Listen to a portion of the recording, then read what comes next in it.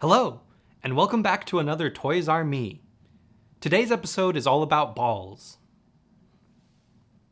Pokeballs.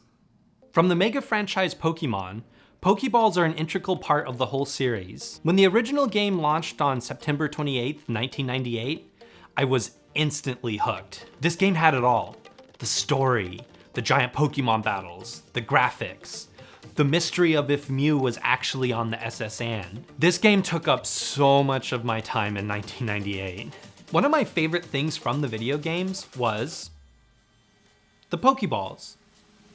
It's funny that something so plain and simple can be so cool, but from the sleek design, to the perfectly spherical ball shape, to being able to carry battle-hardened animals around in your pocket, this thing is really cool. The franchise of Pokemon has grossed more than $100 billion since those original games were released. There's tons of merchandising that you can buy from the Pokemon franchise. I think one reason that Pokeballs always stood out to me more than any of the merchandise is because it kind of puts you in the shoes of the trainer more so than anything else. Pokemon obviously aren't real, so those are hard to replicate. And the trading cards are fun, but you don't really get to deal with that in the show or the video game. But Pokeballs are things that you see them using in the video game and the show, so it kind of puts you in the shoes of them and makes it feel like you're a little bit more part of it. In the original video game, there were 5 Pokeballs available. The basic Pokeball, the Great Ball, the Ultra Ball, the Safari Ball, and then a one-of-a-kind Master Ball, which you could easily replicate using a glitch. Nowadays, there are many new Pokeballs, and each new game always introduces new ones with new attributes and design elements, but nothing can defeat the classics. For most people, I think it's always the red and white Pokeball that they think of when someone mentions it. As a kid, I wanted one of these so badly.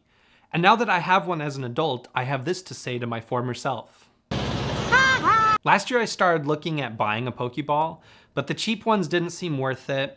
And then there were $100 plus ones on Amazon, but that seemed a little bit expensive for something that's basically just a ball. Even on Etsy, the Pokeballs, while still cool, it kinda lost the simplicity and the essence of the original one. So how was I gonna get one? Simple.